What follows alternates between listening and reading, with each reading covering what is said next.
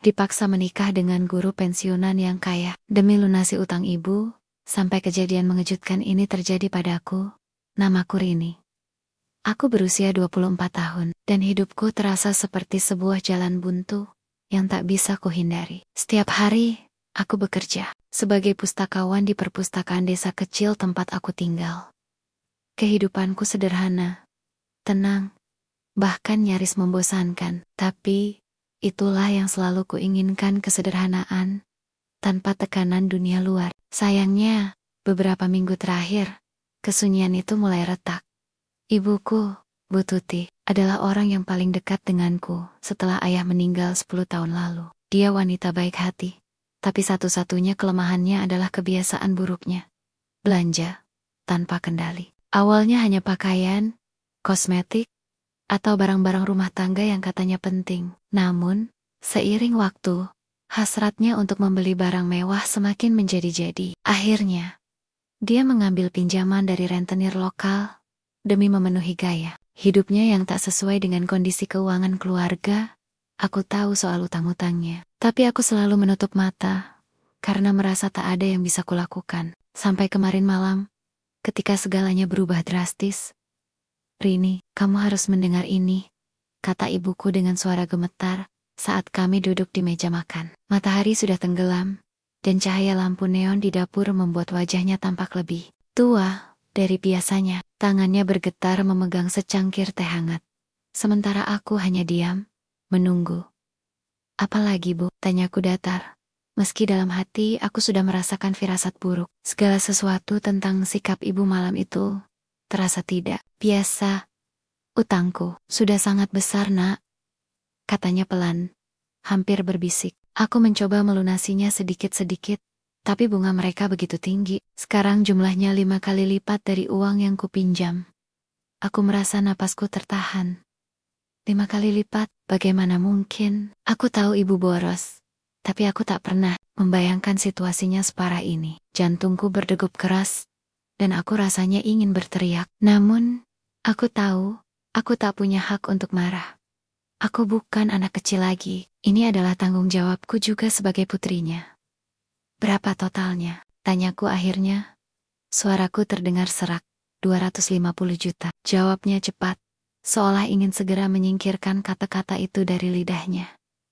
Aku terdiam. Angka itu terlalu besar untuk dipahami oleh otakku. Bahkan jika aku bekerja 2 shift sekalipun, butuh bertehan-tehan untuk melunasinya. Dan aku tahu, rentenir tidak akan memberi kami waktu sebanyak itu. Mereka akan datang, menagih dengan cara-cara kasar yang sering kudengar di desa. Ada solusi lain, lanjut ibuku. Setelah beberapa saat hening, suaranya lebih pasti. Sekarang, tapi tatapan matanya menghindariku. Pak Wira, dia bersedia menikahimu. Kalau kalian menikah, dia akan melunasi semua utangku. Aku nyaris tersedak air minum yang baru saja kuminum. Apa? Iya, Nak, katanya cepat. Dia sudah lama menyukaimu. Dan dia bilang, dia siap membantu kita. Kamu tahu sendiri, dia pensiunan guru yang kaya raya. Dia punya banyak properti, tabungan, dan, tunggu, potongku keras. Jadi, maksudmu, aku harus menikah dengan Pak Wira demi melunasi utangmu? Bu Tuti mengangguk, matanya berkaca-kaca. Aku tahu ini berat, Nak. Tapi, apa pilihan lain yang kita punya jika kita tidak melunasinya? Mereka akan mengambil rumah ini.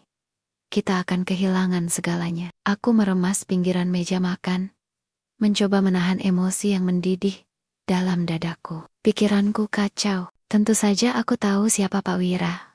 Dia pensiunan guru berusia awal 60-an. Dikenal baik hati dan dermawan, tapi dia juga orang asing bagiku. Kami jarang berbicara. Apalagi memiliki hubungan yang dekat. Bagaimana mungkin aku bisa menikah dengannya? Ini gila, gumamku pelan. Kamu benar-benar mengorbankan masa depanku hanya untuk melunasi utangmu. Itu bukan hanya utangku, Rini, bentak ibuku tiba-tiba, membuatku terkejut. Itu juga utangmu. Kita berdua yang harus membayar harga untuk semua ini. Apa kamu pikir hidupmu akan mudah kalau kita kehilangan rumah ini? Kalau kita diusir dari sini? Aku terdiam. Kata-katanya menusuk tepat di ulu hati. Aku tahu dia benar. Selama ini aku hanya fokus pada diriku sendiri. pada impian kecilku untuk hidup mandiri dan bebas. Tapi kenyataannya, aku tak bisa lepas dari tanggung jawab. Jika aku menolak, aku mungkin akan kehilangan segalanya, ibu, rumah, dan mungkin juga martabat. Beberapa detik kemudian, aku bangkit dari kursi. Aku butuh waktu untuk memikirkannya, kataku dingin, lalu berjalan menuju kamarku tanpa menoleh ke belakang. Malam itu, aku tak bisa tidur. Pikiranku dipenuhi oleh pertanyaan-pertanyaan yang tak kunjung terjawab. Apakah aku egois jika menolak permintaan ibuku? Apakah aku cukup kuat untuk menanggung beban ini? Ataukah aku hanya pengecut yang tak berani melawan nasib? Esok paginya, aku memutuskan untuk mencari tahu lebih banyak tentang Pak Wira. Aku pergi ke warung kopi tempat para tetangga biasa berkumpul. Seperti biasa, topik pembicaraan mereka langsung bergeser ke arahku begitu aku masuk. "Hei, Rini, katanya kamu bakal nikah sama Pak Wira?" Tania Bu Siti, salah satu tetangga yang paling doyan bergosip. Aku menghela napas panjang. Gosip memang cepat tersebar di desa ini. "Belum tentu," jawabku singkat. "Oh, jangan malu-malu begitu, Nduk," sahut Pak Darto, pemilik warung. "Pak, Wira itu orang baik. Dia sering bantu warga di sini. Kamu pasti bahagia sama dia." Aku hanya tersenyum tipis, lalu memesan segelas teh manis. Setelah minum tehku, aku pamit dan melanjutkan perjalanan ke rumah Pak Wira. Aku tahu aku harus bicara langsung dengannya untuk memahami niatnya. Rumah Pak Wira terletak di ujung desa. Sebuah bangunan besar, dengan halaman luas, dan pagar besi hitam yang kokoh. Saat aku mengetuk pintu, jantungku berdegup kencang. Beberapa detik kemudian, pintu terbuka, dan Pak Wira muncul dengan senyum ramah. "Selamat pagi, Rini," sapanya. "Sopan. Silakan masuk." Aku mengikuti langkahnya ke ruang tamu. Ruangan itu luas, dengan sofa kulit coklat, dan meja kayu besar di tengahnya. Di dinding tergantung beberapa lukisan abstrak yang tampak mahal. "Jadi, apa yang bisa kubantu?" tanyanya setelah kami duduk. Aku menarik napas dalam-dalam. "Pak Wira, saya tahu tentang rencana pernikahan ini. Ibu saya sudah memberitahuku." Pak Wira mengangguk pelan. "Ya, aku sudah bicara dengan ibumu. Aku tahu ini keputusan besar bagimu, Rini. Aku tidak ingin memaksamu." Aku menatapnya heran. "Lalu, kenapa Anda mau melakukannya? Kenapa Anda mau menikahi seseorang yang bahkan tak Anda kenal?" Pak Wira tersenyum tipis. "Aku tidak melakukan ini karena cinta, Rini. Aku hanya ingin membantu keluargamu. Aku tahu ibumu sedang kesulitan, dan aku punya sumber daya untuk membantunya." Aku terdiam. Jawabannya membuatku bingung. Apakah dia benar-benar tulus? Atau ada motif lain di balik semua ini? "Baiklah," kataku akhirnya. "Saya butuh waktu untuk mempertimbangkannya." Pak Wira mengangguk. "Tentu saja, ambil waktu sebanyak yang kamu butuhkan." Di perjalanan pulang, aku merasa semakin ragu. Apakah aku benar-benar akan menyerahkan hidupku pada pria yang hampir 2 kali usiaku? Apakah ini satu-satunya jalan keluar? Namun, di dalam hati yang paling dalam, aku tahu, aku tak punya pilihan lain. Jika aku menolak, aku mungkin akan kehilangan segalanya, dan aku tak siap untuk itu. Pernikahan itu terjadi lebih cepat dari yang kubayangkan. Semua berlangsung dalam waktu kurang dari 2 minggu. Sebuah rencana kilat yang disusun oleh ibuku dan Pak Wira, tanpa banyak diskusi denganku. Aku hanya bisa pasrah, mengikuti alur kejadian, seperti boneka yang digerakkan oleh teli-teli tak kasat mata. Hari pernikahan itu cerah, tapi hatiku mendung. Desa kami ramai dengan tamu undangan tetangga, kerabat jauh, bahkan beberapa warga yang sebenarnya tidak begitu dekat dengan keluargaku. Mereka semua datang untuk menyaksikan pernikahanku dengan Pak Wira. Tawa dan obrolan riang memenuhi halaman rumah kami. Sementara aku berdiri di pelaminan dengan gaun putih sederhana yang dipilihkan ibu untukku. Aku mencoba tersenyum, tapi setiap kali aku menatap Pak Wira, yang duduk di sampingku dengan ekspresi tenang, aku merasa seperti sedang menjalani hukuman penjara seumur hidup. Bagaimana mungkin aku bisa berbagi hidup dengan pria yang hampir 2 kali usiaku? Pria yang nair, asing bagiku, meski dia tampak baik hati. Setelah acara selesai, aku dan Pak Wira menuju rumah baruku yang sebenarnya adalah rumahnya. Sebuah bangunan megah yang jauh lebih besar daripada rumah kami. Di mobil, aku hanya diam, memandangi lanskap desa yang semakin menjauh. Hatiku seperti kosong. Tapi ada juga rasa cemas yang menggelayut di benakku. Apa yang akan terjadi malam ini? Apakah dia akan langsung bersikap sebagai suami? Apakah dia akan memperlakukanku dengan kasar? Karena pada dasarnya, aku hanya alat untuk membayar utang ibuku. Saat kami tiba di rumah, Pak Wira mengantarku ke kamarku. Kamar itu luas, dengan tempat tidur king size, lemari pakaian kayu mahoni, dan meja rias besar. Segala sesuatunya terlihat begitu mewah, tapi bagi mataku, semuanya terasa dingin dan asing. Ini bukan rumahku, ini bukan hidupku. Kamu bisa istirahat dulu, katanya lembut. Aku tahu hari ini pasti melelahkan. Aku hanya mengangguk, lalu masuk ke kamar dan menutup pintu. Tubuhku gemetar, meski aku mencoba menenangkan diri. Apa yang harus kulakukan sekarang? Apakah aku hanya tinggal di sini seperti tamu yang dipaksa tinggal di rumah tuan rumah? Beberapa jam kemudian, ketika malam semakin larut, aku mendengar ketukan pelan di pintu. Aku membeku, jantungku berdegup kencang. Ya, kataku akhirnya. Suaraku terdengar serak. Boleh aku masuk? Tanya Pak Wira dari balik pintu.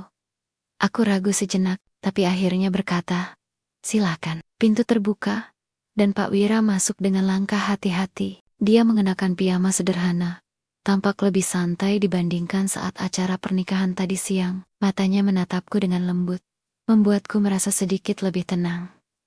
Aku tahu kamu pasti gugup, katanya pelan, tapi aku ingin kamu tahu bahwa aku tidak akan memaksakan apapun padamu. Aku tahu pernikahan ini bukan pilihanmu. Kamu menikah denganku karena terpaksa, dan aku mengerti itu. Aku menatapnya, heran. Jadi, apa maksudmu? Maksudku, aku tidak akan melakukan apapun sampai kamu benar-benar siap. Lanjutnya, aku tahu kita hampir tidak saling kenal. Jadi, aku ingin memberimu waktu untuk mengenal diriku lebih baik. Dan jika suatu hari nanti kamu mulai mencintaiku, entah itu butuh waktu berminggu-minggu, berbulan-bulan, atau bahkan bertahun-tahun, aku akan menunggu. Aku terdiam, tak percaya dengan apa yang baru saja ku dengar. Bukankah semua pria mengharapkan hubungan intim segera setelah menikah? Tapi Pak Wira justru menawarkan sesuatu yang sangat berbeda. Dia memberiku ruang, waktu, dan kebebasan untuk memutuskan sendiri apa yang aku inginkan. Kenapa kamu melakukan ini? Tanyaku akhirnya. Suaraku terdengar getir. Kenapa kamu mau menikahi seseorang yang jelas-jelas tidak mencintaimu? Pak Wira tersenyum tipis. Seperti yang sudah aku bilang sebelumnya, aku tidak melakukannya karena cinta. Aku hanya ingin membantu keluargamu. Tapi aku juga berharap suatu hari nanti kita bisa saling mencintai. Atau setidaknya kita bisa saling menghormati dan memahami satu sama lain. Aku merasa ada sesuatu yang aneh dalam jawabannya. Ada nada kesedihan dalam suaranya, seolah ada luka masa lalu yang belum sembuh. Tapi aku tak tahu harus bertanya apa lagi. Aku hanya mengangguk pelan, lalu berkata, terima kasih atas pengertianmu. Pak Wira mengangguk, lalu meninggalkan kamarku tanpa kata-kata lagi. Setelah pintu tertutup, aku duduk di tepi tempat tidur, merenungkan segala sesuatu yang baru saja terjadi. Entah kenapa, perasaanku tentang pria itu mulai berubah. Awalnya, aku menganggapnya sebagai pria tua yang egois, yang hanya ingin membeli seorang istri demi memenuhi kebutuhan emosionalnya. Tapi sekarang, aku mulai meragukan pandanganku. Itu, apakah dia benar-benar orang baik yang hanya ingin membantu? Pagi-pagi sekali keesokan harinya, aku terbangun dengan perasaan campur aduk. Aku turun ke dapur, berharap menemukan sesuatu untuk dimakan. Namun, aku malah dikejutkan oleh kehadiran Pak Wira yang sudah berada di sana, sedang membuat teh. Kamu sudah bangun, katanya ramah. Aku sedang membuat teh. Apakah kamu mau ikut minum? Aku mengangguk pelan, lalu duduk di meja makan. Kami berbincang ringan tentang hal-hal sepele, seperti cuaca dan rencana makan siang. Anehnya, aku mulai merasa lebih nyaman di hadapannya. Sikapnya yang lembut dan sabar membuatku lupa sejenak tentang semua tekanan yang selama ini menghantui pikiranku. Namun, di tengah percakapan itu, aku tak bisa menahan rasa penasaranku. Pak Wira, boleh aku bertanya sesuatu? Tentu saja, katanya, menatapku dengan penuh perhatian. Apakah ada alasan lain di balik kebaikanmu ini? Selain membantu keluargaku? Maksudku, aku mencoba memilih kata-kata dengan hati-hati, takut mengucapkan sesuatu yang salah. Pak Wira terdiam sejenak, matanya menatap cangkir tehnya yang masih mengepul. Ada sebuah janji yang harus kupenuhi, katanya pelan, tapi aku belum siap untuk membicarakannya sekarang. Suatu hari nanti, mungkin aku akan menceritakannya padamu. Aku mengangguk. Meski dalam hati, aku merasa semakin penasaran. Apa janji yang dimaksudnya? Apakah itu terkait dengan masa lalunya? Atau mungkin ada rahasia kelam yang dia sembunyikan? Hari-hari berikutnya berlalu dengan damai. Pak Wira memberiku ruang untuk hidup normal, bahkan membiarkanku melanjutkan pekerjaanku sebagai pustakawan. Dia juga sering menawarkan bantuan untuk hal-hal kecil, seperti membawakan barang belanjaan atau mengantarku ke perpustakaan. Sikapnya yang penuh pengertian membuatku mulai merasa sedikit lebih nyaman di rumah ini. Namun, di balik kehangatan itu, ada satu hal yang terus menggangguku, rasa bersalah. Aku merasa telah mengorbankan kebebasanku demi menyelamatkan ibuku. Apakah ini harga yang harus kubayar untuk menjadi anak yang bertanggung jawab? Atau apakah ini awal dari kehidupan yang penuh? Beberapa minggu telah berlalu sejak malam pertama yang tak terduga itu. Kehidupan bersama Pak Wira mulai terasa lebih nyaman. Meski masih ada jarak yang tak bisa kuhapus sepenuhnya. Aku mencoba untuk tidak memikirkan terlalu banyak soal masa depan atau alasan dibalik kebaikan pria itu. Namun, rasa penasaranku semakin membesar setiap kali aku melihat ekspresi wajahnya yang terkadang tampak murung, seperti sedang merenungkan sesuatu yang berat. Aku tahu ada rahasia dalam hidupnya, sesuatu yang bahkan dia sendiri enggan membicarakannya padaku. Dan entah kenapa, aku merasa bahwa rahasia itu mungkin akan mengubah segalanya tentang hubungan kami. Suatu sore, saat aku sedang membersihkan ruang kerja Pak Wira, karena dia memintaku untuk melakukannya, aku menemukan sebuah kotak tua yang tersembunyi di bawah tumpukan buku-buku tebal di rak paling bawah. Kotak itu terlihat usang, dengan lapisan debu tebal yang menutupi permukaannya. Awalnya, aku sempat ragu apakah aku boleh menyentuhnya, tapi rasa ingin tahuku akhirnya mengalahkan hati nuraniku. Kotak itu tidak terkunci. Dengan hati-hati, aku membukanya dan menemukan beberapa surat yang sudah menguning, serta foto-foto lama. Saat aku mengambil salah satu surat dan membacanya, tubuhku langsung gemetar. Surat itu ditulis oleh seorang wanita bernama Ani. Di sana, dia menuliskan ungkapan cinta yang mendalam kepada Pak Wira, bahkan menyebutnya sebagai cinta. Tapi yang membuatku benar-benar terkejut adalah kalimat terakhir dalam surat tersebut. Jika suatu hari aku tak bisa lagi bersamamu, aku harap kamu tetap menjaga keluargaku. Itu janji kita, kan? Aku merasakan napasku tertahan. Siapa Ani? Dia menulis surat semacam ini kepada Pak Wira, dan apa maksud dari janji yang mereka buat? Aku melanjutkan membaca surat-surat lainnya. Semua ditulis dengan nada yang sama, penuh kasih sayang.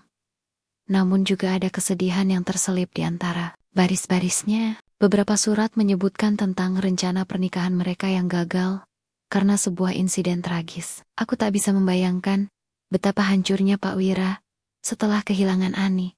Foto-foto di dalam kotak itu pun memberiku gambaran yang lebih jelas. Di sana, aku melihat Pak Wira muda bersama seorang wanita cantik yang pasti adalah Ani. Mereka tampak begitu bahagia, saling berpegangan tangan di pantai atau berpose di depan rumah tua yang indah. Ada juga foto keluarga Ani kedua, orang tuanya yang tampak ramah, dan seorang adik laki-laki yang masih kecil. Aku merasa seperti sedang mengintip ke dalam dunia yang tak seharusnya kulihat. Namun, semakin banyak aku membaca, semakin besar rasa penasaranku. Apa hubungan semua ini dengan Pak Wira? Dan bagaimana dengan janji yang disebutkan dalam surat itu? Malam itu, aku duduk di tepi tempat tidur, memegang salah satu surat Ani di tanganku. Pikiranku dipenuhi oleh pertanyaan-pertanyaan yang tak kunjung terjawab. Kenapa Pak Wira menyimpan semua ini? Apakah dia belum bisa melepaskan masa lalunya? Dan apakah janji yang dimaksud Ani memiliki hubungan dengan alasan dia menikahiku? Esok paginya, aku memutuskan untuk bertanya langsung padanya. Selesai sarapan, aku menghampirinya di ruang tamu, di mana dia sedang membaca koran. Pak Wira, panggilku pelan. Dia menoleh, lalu tersenyum. Apa ada yang bisa kubantu? Tanyanya. Aku menarik napas dalam-dalam. Aku menemukan sesuatu kemarin di ruang kerjamu. Ekspresi wajahnya langsung berubah. Matanya melebar sejenak. Lalu ia menundukkan kepala. Tampak seperti sedang mempertimbangkan sesuatu. Kotak itu, lanjutku cepat. Takut kehilangan keberanian, ada surat-surat dan foto-foto di dalamnya. Tentang seorang wanita bernama Ani. Siapa dia? Pak Wira terdiam cukup lama. Ketika dia akhirnya berbicara, suaranya terdengar berat, penuh emosi yang tertahan. Ani adalah tunanganku, katanya pelan. Dia meninggal dalam kecelakaan mobil 15 tahun yang lalu. Aku merasakan dadaku sesak. Kenapa dia menulis tentang janji dalam surat-suratnya? Apa janji itu? Pak Wira menghela napas panjang, lalu menatapku lurus-lurus. Sebelum kecelakaan itu terjadi, Ani dan aku berjanji untuk selalu menjaga keluarganya jika sesuatu terjadi pada salah satu dari kami. Orang tuanya sudah tua, dan adiknya masih kecil waktu itu. Aku berjanji akan menjadi pelindung mereka. Lalu, apa hubungannya dengan aku? Tanyaku. Suaraku terdengar gemetar. Pak Wira menunduk sejenak, lalu berkata, Ibumu Bu Tuti pernah bekerja sebagai asisten rumah tangga di rumah keluarga Ani. Dia memiliki utang lama kepada mereka. Utang itulah yang menjadi alasan utama aku menikahimu. Aku ingin melunasi utang-utang itu demi memenuhi janjiku kepada Ani. Aku terdiam, tak bisa berkata-kata.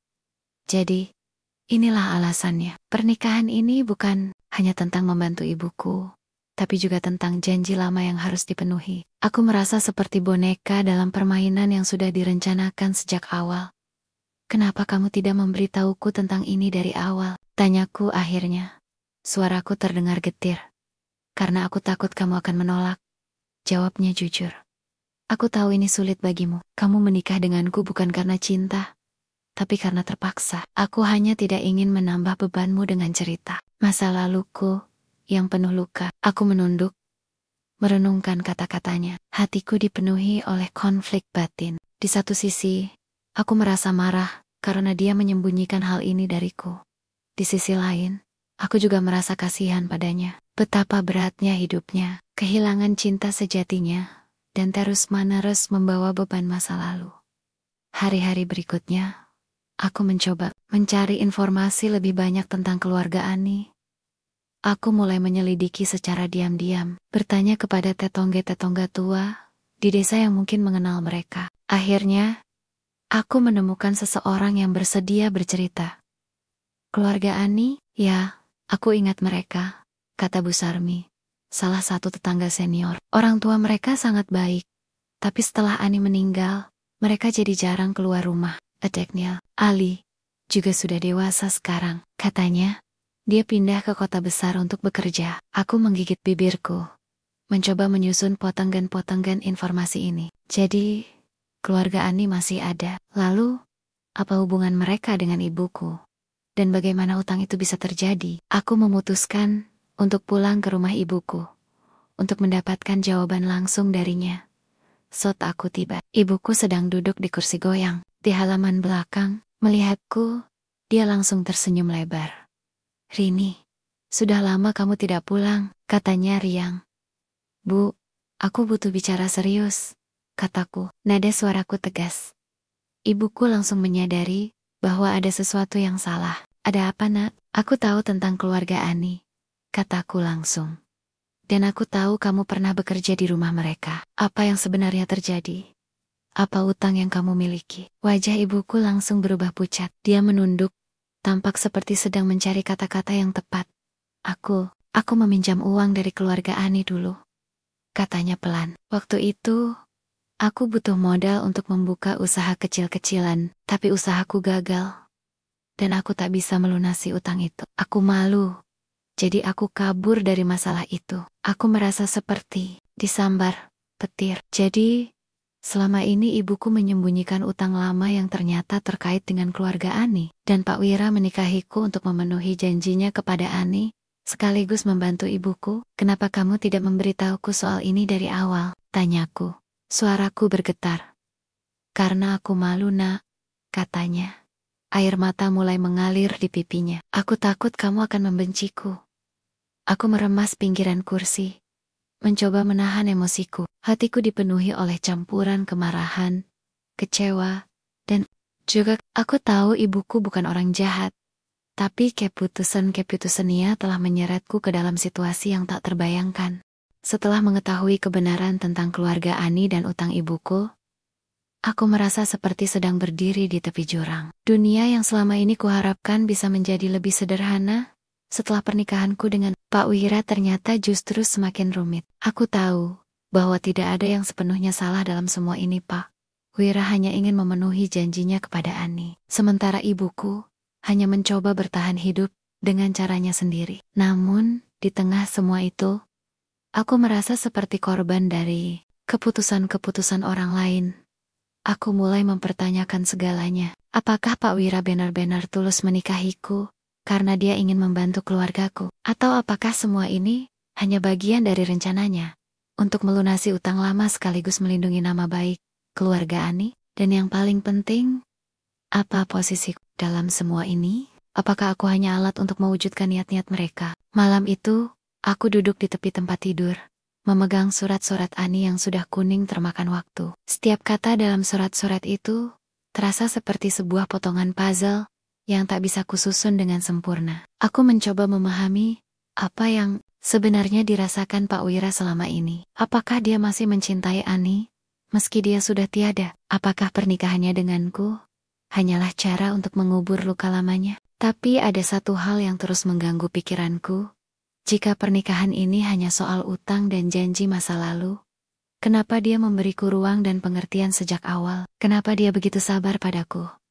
Bahkan, saat aku belum mencintainya, apakah ini bagian dari rencananya untuk membuatku merasa bersalah, sehingga aku akan tetap tinggal di sisinya? Aku tahu aku harus menghadapinya langsung. Esok paginya, aku menemui Pak Wira di ruang kerjanya. Dia sedang duduk di depan meja kayunya yang besar, membaca buku tebal. Ketika aku masuk, dia langsung menoleh dan tersenyum lembut. Ada yang bisa kebal, Cik? Tanyanya. Aku menarik napas panjang, lalu berkata, Pak Wira, aku butuh jawaban jujur darimu. Apakah pernikahan ini benar-benar demi membantuku dan ibuku? Atau, apakah ini hanya soal janjimu kepada Ani? Wajah Pak Wira langsung berubah, serius. Dia menutup bukunya, lalu menatapku dengan mata yang penuh emosi. Rini, aku tidak akan berbohong padamu. Ya, janji kepada Ani adalah salah satu alasan besar mengapa aku melakukan ini. Tapi, itu bukan satu-satunya alasan. Lalu, apa alasanmu yang lain? Tanyaku cepat. Suaraku terdengar lebih keras dari yang kuinginkan. Aku melihatmu sebagai seorang wanita yang kuat, mandiri, dan punya hati yang baik, katanya pelan. Aku tahu kamu menikah denganku karena terpaksa. Tapi aku juga berharap bahwa suatu hari nanti, kita bisa saling mencintai. Atau setidaknya, kita bisa saling menghormati dan mendukung satu sama lain. Aku terdiam. Jawabannya membuatku bingung. Di satu sisi, aku merasa lega, karena dia tidak sepenuhnya menjadikanku sebagai alat untuk melunasi utang atau memenuhi janjinya.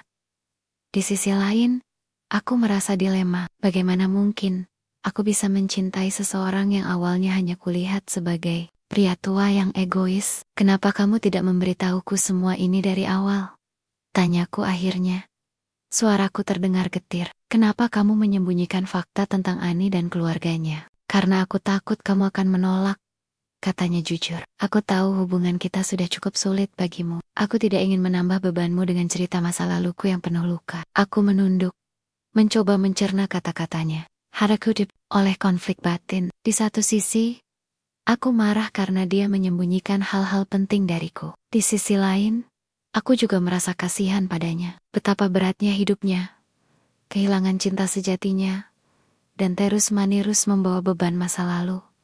Namun, semakin aku memikirkannya, semakin besar rasa kecewaku pada ibuku. Bagaimana mungkin dia bisa menyembunyikan utangnya kepada keluarga Ani selama ini? Bagaimana mungkin dia bisa membiarkanku menikah dengan Pak Wira tanpa memberitahuku tentang semua ini? Aku memutuskan untuk pulang ke rumah ibuku lagi. Saat aku tiba, Dia sedang duduk di kursi goyang di halaman belakang, tampak seperti biasa. Tapi ketika dia melihat wajahku, dia langsung tahu bahwa ada sesuatu yang salah. "Nah, ada apa?" tanyanya khawatir. "Bu, aku tahu semuanya," kataku langsung. "Aku tahu tentang utangmu kepada keluarga Ani. Aku tahu tentang janji Pak Wira kepada mereka. Kenapa kamu tidak memberitahuku soal ini dari awal?" Wajah ibuku langsung berubah. Pucat, dia menunduk, tampak seperti sedang mencari kata-kata yang tepat. "Aku malu, Nak," katanya pelan. "Aku takut kamu akan membenciku. Aku tahu aku salah, tapi aku hanya mencoba bertahan hidup." Aku meremas pinggiran kursi, mencoba menahan emosiku. Hatiku dipenuhi oleh campuran kemarahan, kecewa, dan juga kasihan. Aku tahu ibuku bukan orang jahat, tapi keputusan-keputusannya telah menyeretku ke dalam situasi yang tak terbayangkan. "Kenapa kamu tidak memberitahuku soal ini sebelum aku menikah dengan Pak Wira?" tanyaku. Suaraku bergetar. "Kenapa kamu biarkan aku menikah dengannya tanpa tahu apa-apa?" "Karena aku tahu kamu pasti akan menolak," katanya. Air mata mulai mengalir di pipinya. Aku tahu ini salah, tapi aku tak punya pilihan lain. "Kamu satu-satunya harapanku, Rini." Aku merasa seperti sedang ditelan oleh gelombang besar. Semua yang kudengar terasa begitu berat untuk kubawa sendiri. Aku tahu ibuku bukan orang jahat. Dia hanya seorang wanita yang putus asa, mencoba bertahan hidup dengan caranya sendiri. Tapi apakah itu berarti aku harus mengorbankan hidupku untuk membersihkan kesalahannya? Beberapa hari kemudian, aku memutuskan untuk pergi ke rumah keluarga Ani. Aku tahu itu mungkin bukan langkah yang bijak, tapi aku merasa perlu untuk mengetahui lebih banyak tentang mereka. Aku ingin tahu siapa mereka sebenarnya, dan apa hubungan mereka dengan ibuku dan Pak Wira. Rumah keluarga Ani terletak di ujung desa, sebuah bangunan tua yang tampak terbengkalai. Ketika aku sampai di sana, aku disambut oleh seorang pria paruh baya yang tampak ramah. "Selamat siang, Mbak," katanya sopan. "Ada yang bisa saya bantu?" "Saya Rini," kataku pelan. "Saya istri Pak Wira. Saya ingin bertanya tentang keluarga Ani." Ekspresi wajah pria itu langsung berubah. Dia dengan pandangan penuh emosi, lalu mengangguk. "Silakan, masuk." Di dalam rumah, aku melihat foto-foto keluarga Ani, yang sama seperti yang kudapatkan dari kotak milik Pak Wira. Pria itu, yang ternyata adalah kakak ipar Ani, menceritakan tentang keluarga mereka. Mereka dulunya adalah keluarga yang bahagia, tapi setelah kecelakaan tragis yang merenggut nyawa Ani, semuanya berubah. "Pak Wira sangat baik pada kami," katanya. "Dia selalu membantu keluarga kami, bahkan setelah Ani meninggal.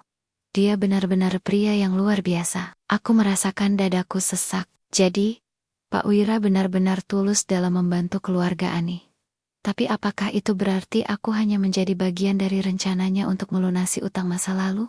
Setelah kunjunganku ke rumah keluarga Ani, aku merasa seperti sedang berada di persimpangan jalan. Di satu sisi, aku mulai memahami motif Pak Wira. Dia bukan pria egois yang hanya ingin membeli seorang istri. Dia benar-benar mencoba memenuhi janji lama kepada Ani, sekaligus membantu ibuku melunasi utangnya. Namun, di sisi lain, aku tak bisa menyangkal bahwa pernikahan ini adalah hasil dari rangkaian keputusan yang dibuat tanpa persetujuanku. Aku merasa seperti boneka dalam pertunjukan marionet, digerakkan oleh tele-tele yang ditarik oleh orang-orang di sekitarku. Aku mulai merasa muak dengan semua ini. Apakah aku harus menerima segalanya begitu saja? Atau apakah aku berhak untuk marah dan membalas dendam atas semua yang telah terjadi? Malam itu, aku duduk di tepi tempat tidur, memegang secari kertas kosong dan sebuah pena. Aku berniat untuk menulis surat pengungkapan surat yang akan mengungkapkan semua rahasia tentang keluarga Ani, tentang utang ibuku, dan tentang pernikahanku dengan Pak Wira. Aku tahu, jika surat ini tersebar di desa, itu akan menjadi skandal besar. Nama baik keluarga Ani, Pak Wira, bahkan ibuku akan hancur.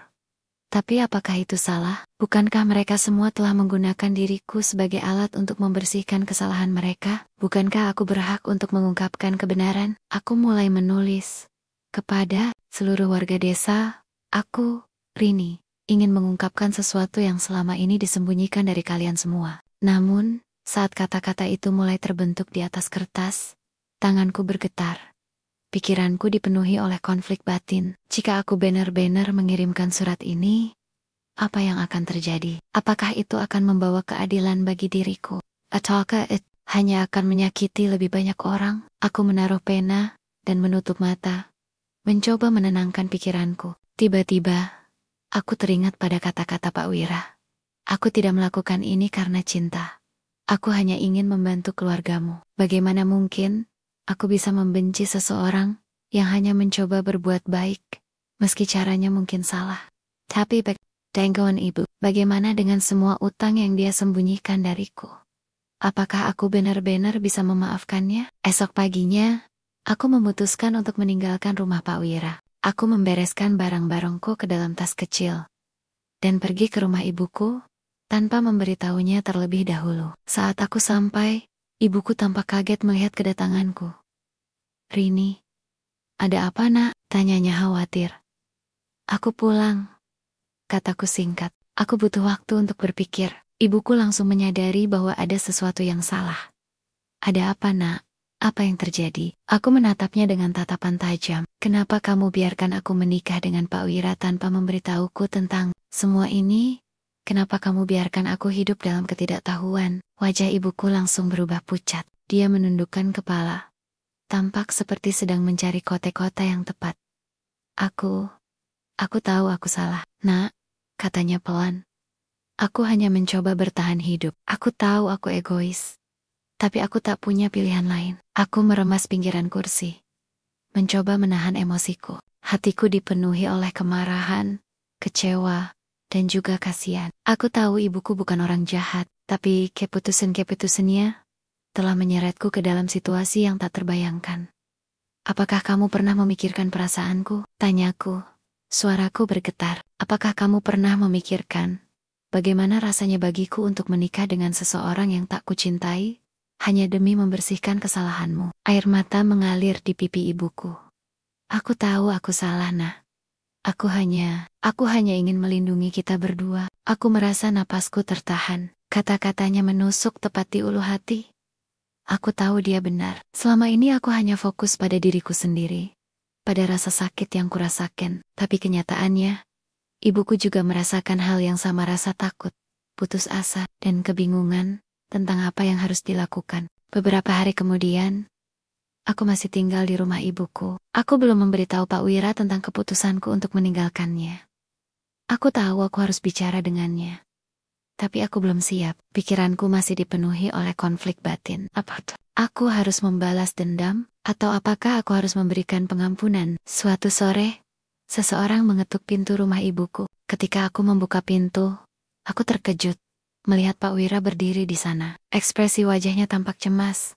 "Rini, aku datang untuk menjemputmu," katanya pelan. "Aku tahu kamu marah padaku, tapi aku mohon, kembalilah ke rumah." Aku menatapnya heran. Kenapa aku harus kembali? Apa kamu pikir aku hanya akan diam saja setelah tahu semua rahasia ini? Pak Wira menghela napas panjang, lalu berkata, "Aku tahu aku salah. Aku seharusnya memberitahumu tentang Ani dan keluarganya sejak awal. Tapi aku hanya mencoba melindungi mereka. Aku hanya ingin memenuhi janjiku kepada Ani."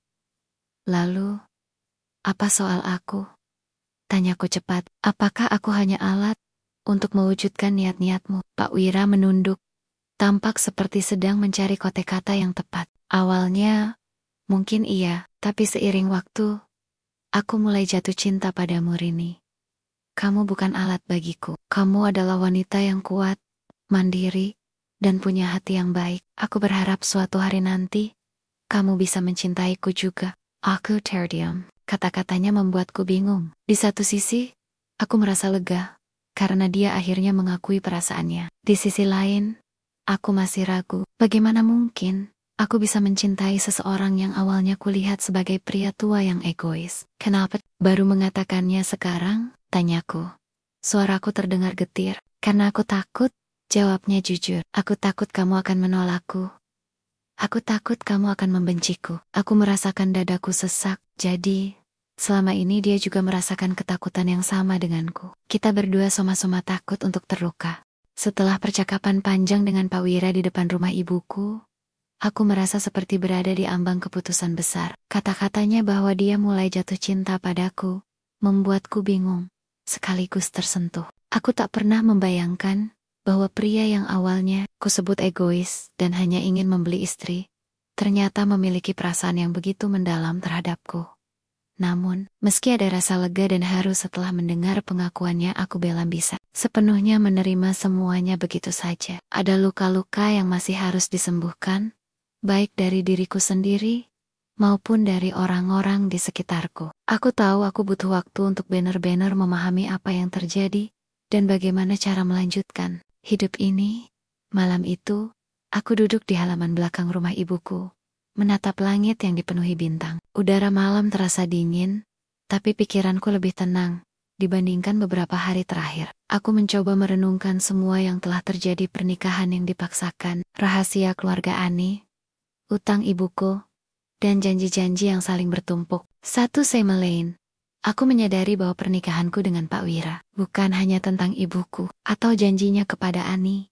Ini adalah cerita tentang manusia-manusia yang mencoba bertahan hidup dengan cara mereka sendiri. Meskipun kadang-kadang kronis salah, ibu mencoba bertahan dengan meminjam uang, bahkan jika itu berarti meninggalkan masalah tanpa solusi. Pak Wira mencoba bertahan dengan memenuhi janji kepada cinta sejatinya, sekaligus melindungi nama baik keluarga Ani.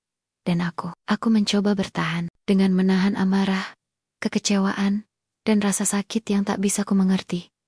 Tapi apakah amarah dan balas dendam akan membawa kebahagiaan? Tidak. Aku mulai menyadari bahwa jika aku terus mempertahankan kemarahan ini, aku hanya akan terjebak dalam lingkaran penderitaan yang tak berujung. Pengampunan adalah satu-satunya jalan keluar. Keesokan paginya, aku memutuskan untuk bicara dengan ibuku. Dia sedang duduk di kursi goyang di halaman belakang, tampak lelah namun khawatir. Ketika dia melihatku, dia langsung menatapku dengan pandangan penuh harap. "Bu," kataku pelan, "aku sudah memikirkan semuanya." Ibuku menatapku dengan mata berkaca-kaca. "Apa kamu membenciku, Nak?" Aku menggeleng. "Aku tidak membencimu, aku hanya kecewa. Tapi aku juga tahu bahwa kamu hanya mencoba bertahan hidup dengan cara yang kamu anggap benar." Air mata mengalir di pipi ibuku. Dia meraih tanganku dan memegangnya erat. "Maafkan aku, Nak. Aku tahu aku egois. Aku hanya ingin melindungi kita berdua." Aku tersenyum tipis.